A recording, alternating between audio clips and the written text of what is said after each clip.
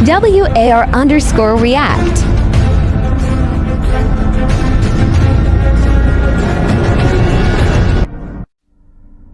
The conflict in Eastern Europe has prompted the United States and its allies to take extreme steps, particularly at the border with Russia. The alliance's members are training their troops to full capacity. Russia's aggressiveness in the Baltics, Scandinavia, and Eastern Europe prompted responses from all members of the alliance. NATO is developing fresh strategies to counter Russia's threat, much like Russia rethought its strategy during the Ukraine conflict. The recent events in Russia have prompted worry across NATO, the former Soviet Union, and border alliance members with Russia. There is widespread concern about the Wagner situation in countries that support Kyiv. The countries on either side of the front line are concerned about the potential consequences of the conflict within Russia. To put down Putin's Wagner insurrection, the Eastern Bloc is on high alert against non-war rules and nuclear threats. The most recent debacle in Crimea may also push Russia toward more bellicose military policies. When Ukrainian forces stormed a highway bridge near Chongar, it completely crippled Russian supply routes. Putin is willing to test the limits to protect Crimea, one of his most prized possessions. As a result, the Kyiv coalition is resorting to extreme military actions in response to the crisis. Thus, NATO's actions are perceived as a deterrent to Russia's aggressive war strategies. Without a doubt, Poland is the most significant and strategically located NATO member state in the Eastern Bloc. Washington and Warsaw have made significant investments in the infrastructure utilized by American personnel in Poland in recent years. The United States has concentrated its military presence in Poland to deter Russian attacks against NATO's eastern border. Poland is also taking further measures to boost its military strength beyond these severe but successful measures. The Polish President, Andrzej Duda, has issued a red alert to the armed forces. Reports of a military rebellion in Russia haven't prompted a military clash in any other EU country as of yet. Officials from member states of the European Union have said they are keeping an eye on developments. NATO is keeping an eye on everything, according to Secretary General Jens Stoltenberg. The most advanced American military hardware has been stationed in Poland, close to the borders with Russia and Ukraine. There are presently 120,000 active military soldiers, including 11,500 U.S. troops, and 32,500 paramilitary formations in the Polish army. The war in Ukraine has taken on greater significance for Russian President Vladimir Putin than simply slowing NATO's growth. The United States and NATO had a strong fear of a Russian assault, and began deploying soldiers to Eastern Europe. The number of US and NATO troops stationed along Russia's border has surged by a factor of nearly 8 in recent months. Over the past few months, defense ministers from the member countries of the alliance have met and resolved to expand the number of combat-ready troops from 40,000 to 300,000. They have also decided to increase air support for the countries on the eastern fringe, which include Latvia, Lithuania, Estonia, Slovakia, Hungary, Romania, Bulgaria, and Finland. Are preparing their troops for an eventual Russian invasion, though not to the same extent as Poland. There are currently over 240,000 troops stationed in these countries. There are currently 480,000 NATO troops on high alert at the Russian border, including 150,000 Polish armed forces and 90,000 U.S. troops stationed outside these countries. Furthermore, the alliance has a border with the Black Sea, which is a front in the ongoing conflict in Ukraine. The alliance also has severe countermeasures in this respect. The alliance's eastern seafront is protected by Turkey. Since December 2022, the Turkish Army Corps, which comprises 120,000 special forces, has been fully ready for this purpose. NATO will increase its readiness for Article 5 missions in 2020. The NATO Rapidly Deployable Course, Turkey's NRDCT, was approved for this new role in December 2022 and became NATO's designated combat unit for the contingency in 2023. This new combat course provides 5 deployable divisions and 120,000 troops within 20 days for the territorial defense of member states headquartered in Istanbul. As a result, Turkey would be in a position to lead NATO's response to any aggression against the alliance. NATO is maintaining a 600,000 troop emergency response force at the Russian borders in coordination with the powerful armies of Turkey and Poland. On the other side, Poland, one of the countries most opposed to this invasion, reacted strongly to Russia's invasion moves, which were supported by Belarus. Poland's position and the fact that it has the backing of the United States make it an ideal ally for Kiev. Poland has been thrust to the forefront of the Second Cold War by Vladimir Putin's invasion of Ukraine. As a vital member of NATO, a significant financial contributor to the common defense, and a close ally of the United States, this nation supported Ukraine's fight against Russia. Poland was used as a temporary command center to oversee the distribution of military supplies to Ukraine at the outset of the conflict. This function has been moved to Germany, although Poland is still vital to getting weapons to Ukraine. Poland has taken a monumental step as a member of NATO. A large military base covering 60,000 square meters was recently revealed by the Polish Ministry of Defense near the Kaliningrad border. Almost 3,000 NATO military vehicles are stored in Poland, while high-powered Mars Patriots and M1 Abrams are stationed on the border with Russia and Belarus. The center's warehouses will be used to store armored vehicles, infantry fighting vehicles, artillery, technical security vehicles, and self-propelled bridges. Thousands of pieces of military hardware and vehicles belonging to the NATO alliance are stored in this massive military base known as Ltezim headquarters. Things like guns, missile launchers, tanks, and the like. The Ltezim facility, meanwhile, was fashioned after American military installations. According to the U.S. Embassy in Warsaw, over 3,000 tanks and armored vehicles will be stationed at the Ltezim headquarters in Poland. Poland will host 7 massive tank depots full of heavy artillery. Tanks like the M1A2 Abrams, Leopard 2A7, Challenger 2, and K2 Panther from Poland are among the several thousand stationed here. There will also be a large number of closely watched infantry and fighting vehicles stationed here, including American M2A2 Bradleys and German Martyrs. The United States Armored Brigade Combat Team will use all of these tanks. This has to be a first.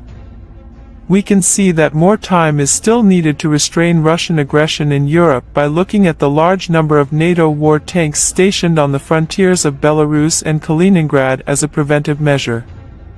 The likelihood of a Russian attack on Ukraine and Poland from this region is remote, but 3,000 tanks and armored vehicles armed with NATO technologies would be exceedingly tough to defeat. The Polish Army and the American Army also took very substantial actions beyond those already taken by NATO and Poland. The United States has stationed a large number of its most potent military hardware in Poland, including F-22 and F-35 fighter jets, M1A2 Abrams tanks, HIMARS, and many more. Poland is also taking strong action by shutting down its borders with Russia in the regions of Kaliningrad and Belarus. Polish Interior Minister Mariusz Kaminski declared that the country has started construction on a cutting-edge electronic barrier to keep an eye on the Russian Kaliningrad land border and stop any unlawful activity that may occur there. It's expected to be finished in the fall and will cover 210 kilometers of these locations with the help of clock training, cameras, and motion detectors. On June 1st, vehicles from Russia and Belarus will no longer be able to cross into Poland.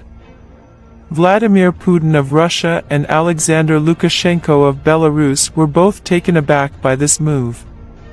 As of June 1st, freight traffic from Russia and Belarusian vehicles crossing into Belarusian territory was suspended after Polish Minister of Internal Affairs and Administration Mariusz Kaminski signed a decree suspending the traffic.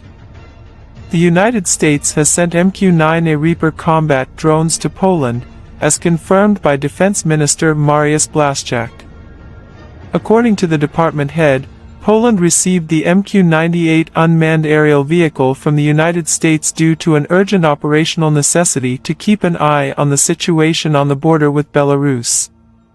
The Polish Air Force will begin using unmanned aerial vehicles, UAVs, for border patrol along its eastern border, particularly with Belarus and Ukraine.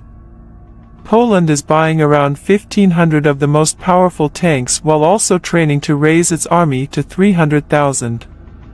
Recently, Poland placed an order with South Korea for almost $10 billion worth of weapons. There will be a total of 218 K-239 Chunmoo rocket launchers, 180 K-2 Black Panther tanks, 48 F-A-50 light attack aircraft, and 200 K-9 Thunder howitzers purchased. According to these, the Minsk and Moscow governments view Poland's support of Kiev's resistance to the Russian occupation as crucial. Poland's government claims that within 2 years, Poland's armed forces will double, making it one of the most powerful military organizations in Europe, boasting that its army may soon be 3 times larger than the United Kingdom. The Russian invasion of Ukraine prompted the Polish government to place a massive order for roughly 1,500 tanks, costing tens of billions of pounds. 1 million TUs will be purchased, with the vast majority coming from South Korea. The United States will ship 250 brand new M1A2 Abrams and 116 used M1A1 Abrams. These will stand in for the tanks that were originally supplied to Ukraine as a humanitarian gift. Poland still relies heavily on imports to meet its demand for large guns, but it has developed a strategy that strikes a balance between imports for immediate needs and Polandization deals to build up its domestic production capabilities. Poland appears to be in the midst of a period of rapid modernization and Polandization. The existing demand, along with increased Polish military spending in the most recent investment plans, bodes well for the future of the Polish army industry. To sum up, Russia should rethink its invasion plans in Ukraine now that it faces a more formidable Poland, Kiev's staunch friend. The Eastern European bloc continues to feel the devastating effects of the war between Russia and Ukraine. Some members of the Eastern European bloc have taken a firm stance in favor of Ukraine, while others have either stayed neutral or have openly sided with Russia. Belarus is supposedly on Russia's side. Since the conflict began, this nation has taken Russia's side. However, Belarus's abstention from the war or very bold declarations, as well as some problems with Russian politics, have frequently shifted the subject during this period. We can see that this process has exhausted the political system in Belarus and that the people, the opposition, and the Belarusian soldiers fighting for Ukraine are all heading in the direction of an all-out uprising. This becomes much clearer when we consider the current status of the nation. Having the people of Belarus and dissidents trained by the Polish army and many Belarusians fighting against the Russians in Ukraine is probably the last thing Lukashenko and Putin wanted. But it's happening right now. It's common knowledge that the majority of Belarusians have opposed Lukashenko and Putin since the conflict began. It is clear, however, that the situation in the country has become extremely dire.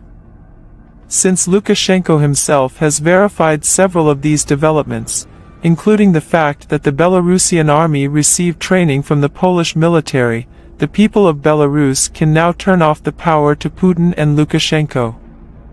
Lukashenko's survival in these precarious circumstances may require him to turn against Putin. Let us look closely at the Belarusian insurrection and its preparation with the Polish army. Poland has become the site of military instruction for the Belarusian armed forces.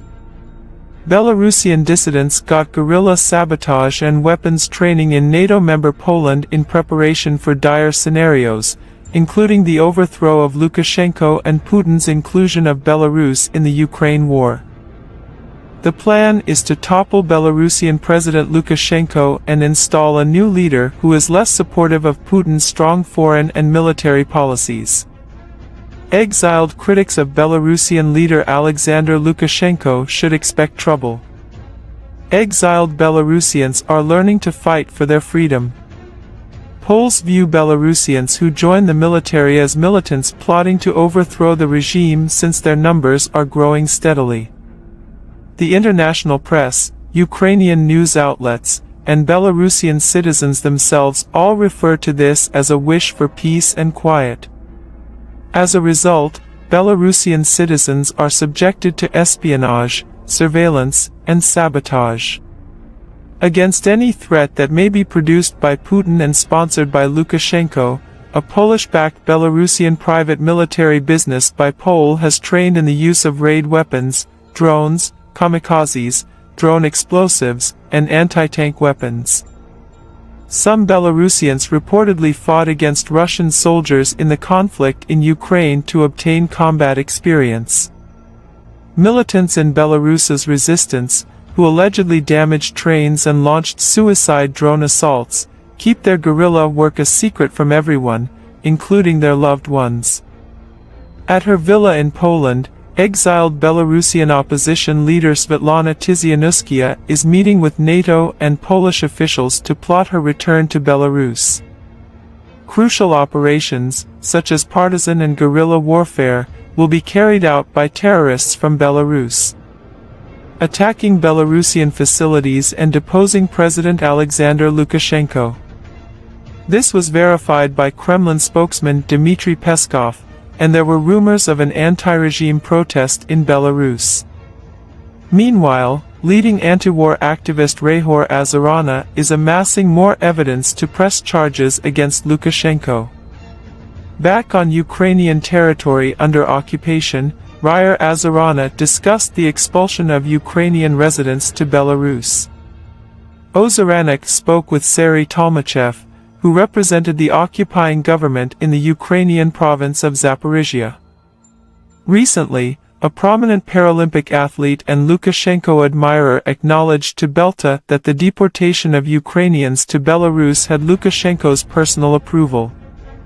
This was the original justification for an arrest warrant being issued by the International Criminal Court for Vladimir Putin. Russia's use of Belarus as a military base continues despite these developments, but it is not popular among Belarusian civilians. On the other hand, Lukashenko is endangering his own reign by preparing the way for Putin's invasion. What exactly caused tension and fury among Belarusians?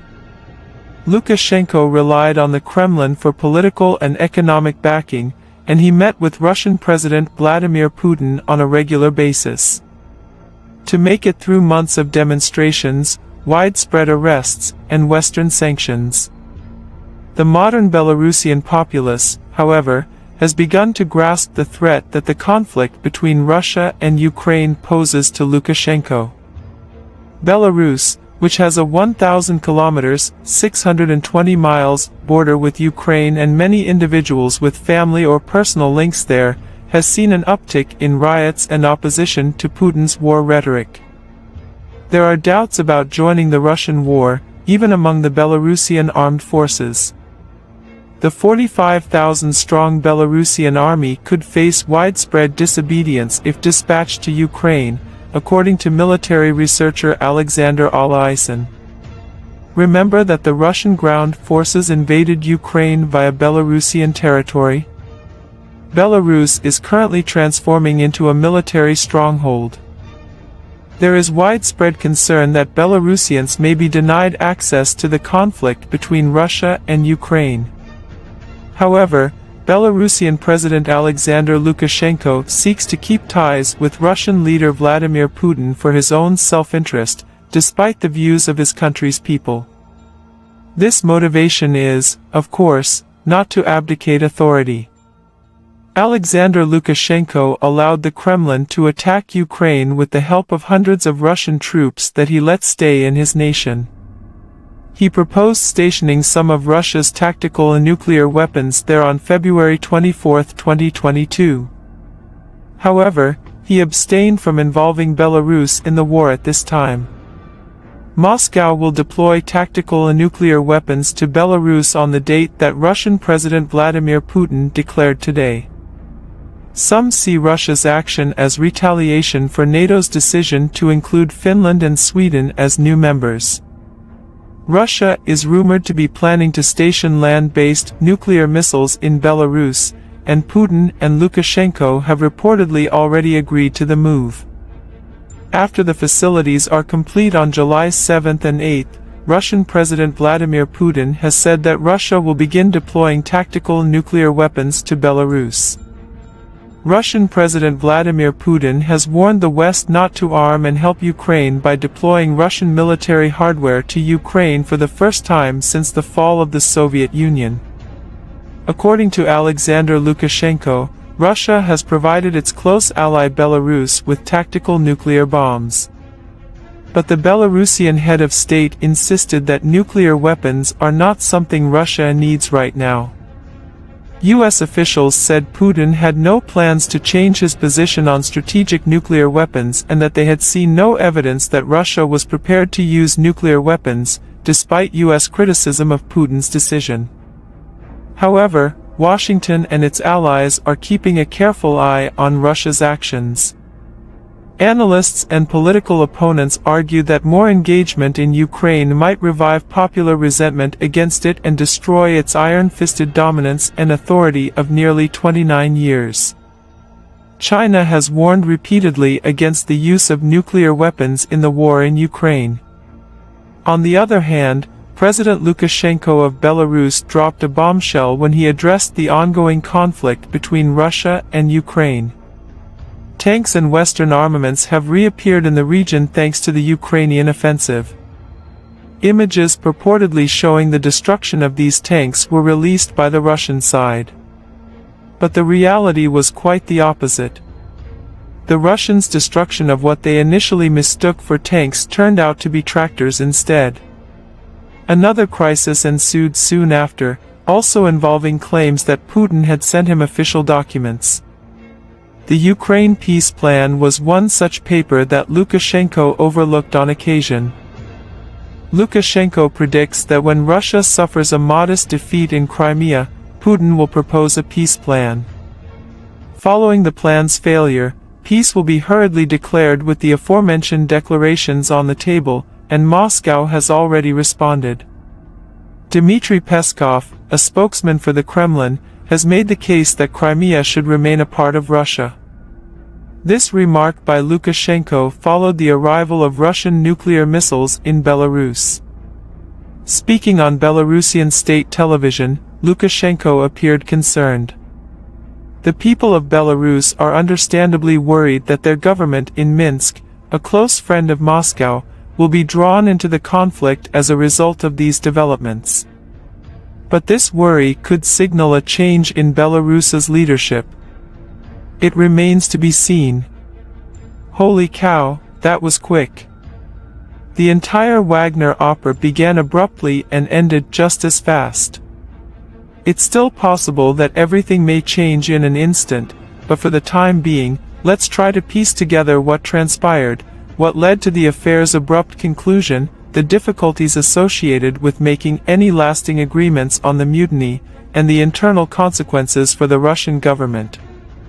The war's obvious repercussions, as well as the less obvious but no less consequential indirect ramifications for Kiev. But first, let's try to piece together what happened, or at least the best synopsis I can provide at the time this was recorded.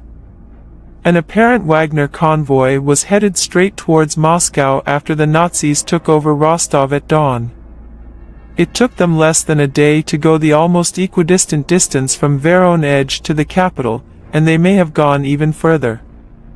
It moved at breakneck speed. Wagner's apparent lack of opposition along the way was even more shocking.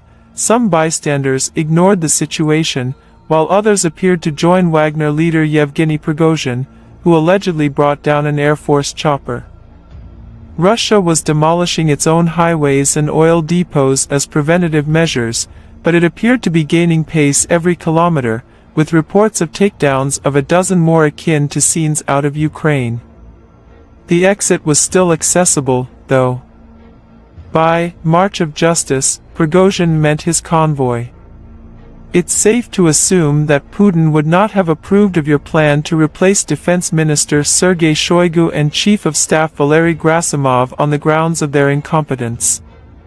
Putin and Shoigu are close friends, and Shoigu often travels with Putin on his vacations. However, the exit ramp was accessible.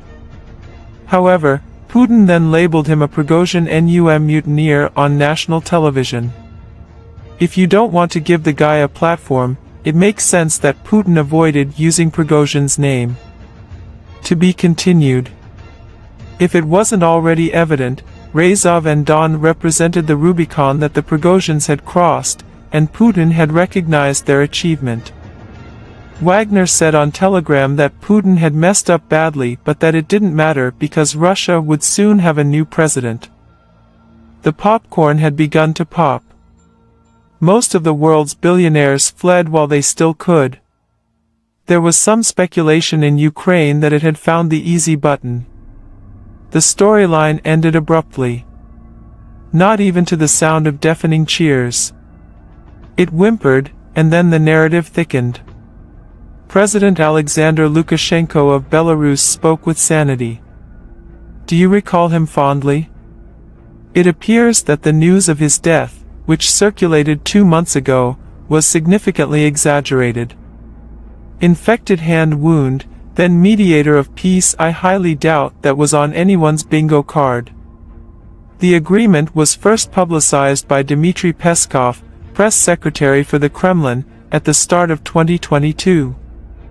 Prigozhin would essentially go into exile in Belarus in an effort to succeed at something. The rest of the players were virtually pardoned and free to rejoin the fight in Ukraine at any time. Due to the ongoing conflict in Cuba, Jacksonville has become the headquarters of U.S. CENTCOM, making it seem as though the artist once known as Blackwater has taken over the city. To paraphrase Blackwater, Biden was instructed to fire Lloyd Austin and Mark Milley. I have set off on the road to Washington, D.C., and have reached the North Carolina/South Carolina border. Perhaps they took it a step further and made a video chat with Canadian Prime Minister Justin Trudeau before settling in Ottawa. Why are the only 2 men on earth who know the truth keeping quiet? In my discussions with others as the scandal developed, I stressed the importance of making it seem like the coup was already won. Then everyone who is on the fence will join your side, giving you a surefire victory over Prigozhin. Instead, it seemed to have been going rather well for him, as fresh troops were being added to the convoy. Also, several Wagner attendees reportedly became upset after Prigozhin cancelled the event. But I also detailed how it is conventional coup practice to seize control of the capital. The distance to Wagner was still several hundred kilometers. Wagner could have been trying to recruit help from afar in Moscow or waiting for entrepreneurial politicians in the Kremlin to volunteer, neither of which seemed to be occurring. If that was the case, Wagner's plan for victory once his men reached Moscow was doomed to failure. A British intelligence source claims that the Kremlin's threats against the Wagner family were the final straw, although this seems unlikely. In spite of this foreknowledge, Prigozhin proceeded with the plan regardless. Something else was stopping the march, so Prigozhin grabbed the earliest opportunity he could find to get out of it. The public agreement is that the accusations against Prigozhin and Wagner will be dismissed, as I said earlier. Since you're wondering why Prigozhin would have to go into exile since the allegations against him have been dropped, here's your answer. You raise an interesting point. The charges were not actually dropped until the following Tuesday, despite what Peskov said. It wasn't until 3 days later that Prigozhin's plane was sighted going to Belarus, presumably to check into a windowless hotel. Nonetheless, that didn't do much to clear up the confusion that had built up over the previous day. Meanwhile, Gerasimov disappeared when Putin went on national television for a second time to restate the terms of the agreement without mentioning Prigozhin by name. Russian state media aired a video showing Shoigu touring a military base, but there was no evidence that the footage was shot after the plot was hatched. Everything was settled the next day when he attended a public awards presentation. However, until they both have firm footing, there will be widespread conjecture that Prigozhin backed down after all since he got what he truly wanted. Putin has issued orders to shake up the military's upper ranks. Of course, as I have alluded to, the verbal agreement means nothing. What counts is the enforcer. Putin and Prigozhin may both be more interested in avoiding confrontation than in resolving it. But that doesn't imply they can make a promise they can keep. The scheme appeared to have reached an impasse in part because each side had revealed its real colors. You can bet that if you gave one the ability to erase the other, they would use it like a button in a Mario Party game. Although things are more complicated in reality, both countries have strong enough military forces to make each other nervous. It's unclear how Prigozhin, for instance, will remain safe after being labeled a traitor to the homeland. However, banishment to Belarus does offer some relief. But even with the border as an obstacle, Prigozhin should be on guard. After all, Russia and Belarus have been joined as one country for many years. Yes, this is a youthful Lukashenko, for the few Gen Z watchers out there. The point is that everyone is aware of Russia's sway over politics in Belarus. Obviously, there are bounds to this.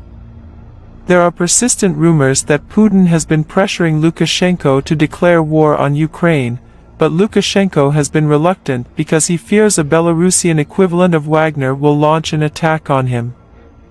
Now that he has Wagner living with him, the situation takes on an ironic twist. Still, if I were Prigozhin, I'd be wary of what I drank for tea and what I looked like when I did so.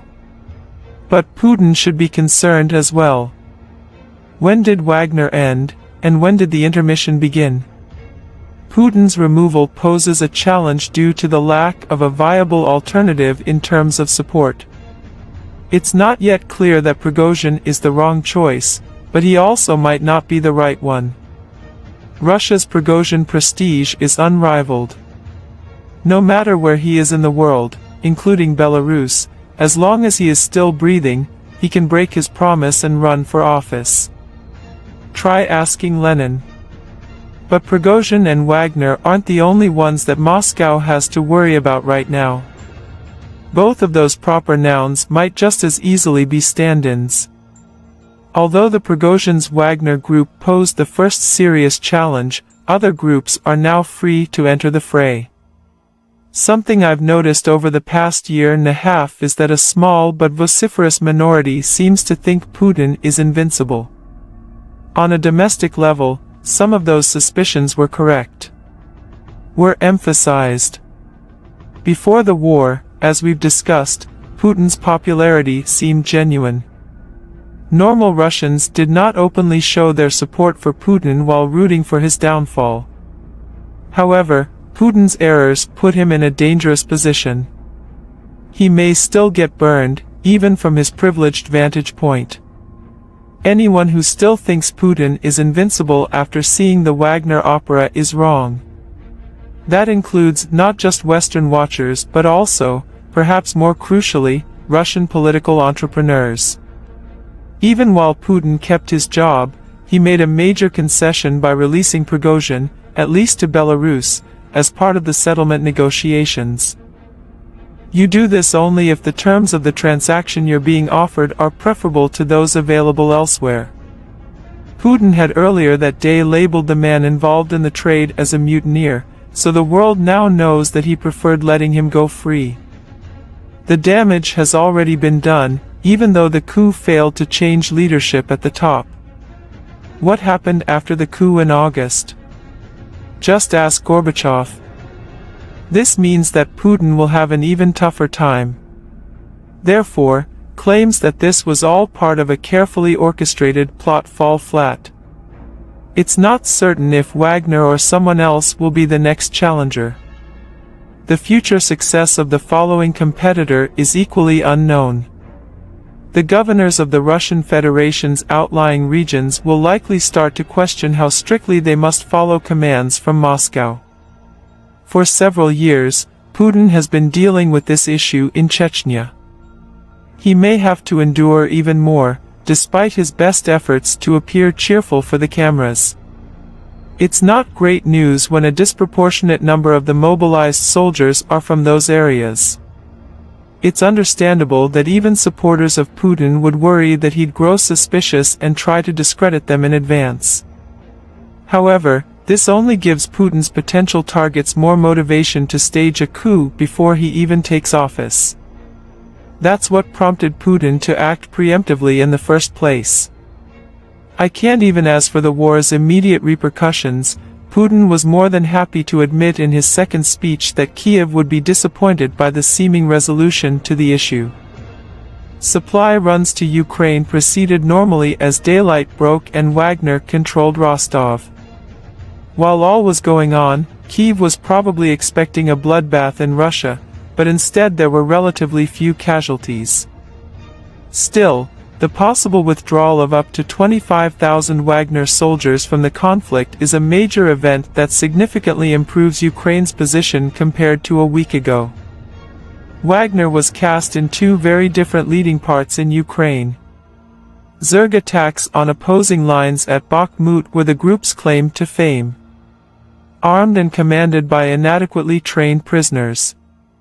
Given those statistics, I suppose I should clarify that when the Zerg rush, they throw bodies at the problem with complete disregard for safety.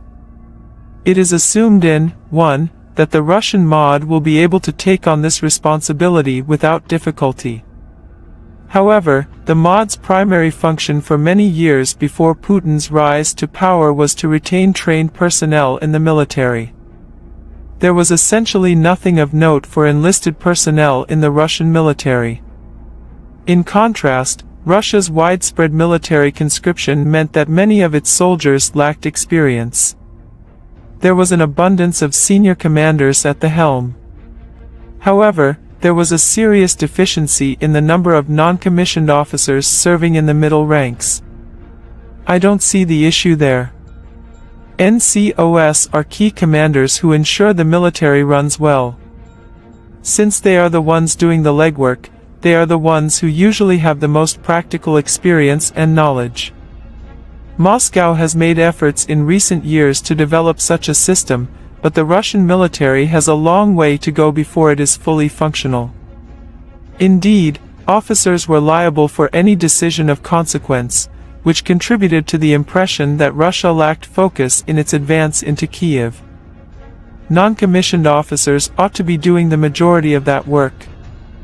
Wagner provided a means of expression for seasoned troops who might have otherwise been discharged. However, it is not certain that the mod will successfully take up that function, given Russia's terrible track record with NCO initiatives. The war's indirect implications are considerably broader, even if some former Wagner warriors desired to participate, and you know what that does to the lines on maps. We've spoken about how the Ukrainian counteroffensive is already set up to deplete Russian resources. And things are just going to get worse from here on out. Lack of domestic security forces is a contributing factor to Wagner's rapid advancement. If Russia wants to prevent a Wagner sequel, it will have to hold back more troops than it otherwise would. A double hit, if you will. There are currently fewer Wagner and non-Wagner troops in Ukraine. It's essentially an expanded version of Ukraine's proposal in Belgorod. The former Kremlin caterer has, appropriately, heaped extra work onto Putin's already full plate. One of the major themes of this conflict is the Kremlin's inability to formulate and carry out strategic plans. The entire command structure now juggles duties in Ukraine and at home. There are only so many minutes in an hour. Time spent preventing future uprisings is time not spent regaining control in Ukraine. You're aware of what that does to map lines. Meanwhile, there are two major repercussions from the information battle. The opera's opening ode, a flaming video, was first posted by Prigozhin. He ran down Russia's official justifications for the invasion. A Ukrainian invasion of Russia was imminent. Collaboration with NATO was direct. Therefore, it was imperative for Russian safety that the Nazis in Ukraine be eradicated and that Ukraine be demilitarized. Prigozhin brushed these off as thin veneers covering the real issue. The Russian invasion of Ukraine benefited corrupt businessmen. The uprising proved that Prigozhin has a sizable following in Russia, although one that is smaller than Putin's. He still has control over the media, but the Kremlin must now contend with the alternative story that many Russians believe.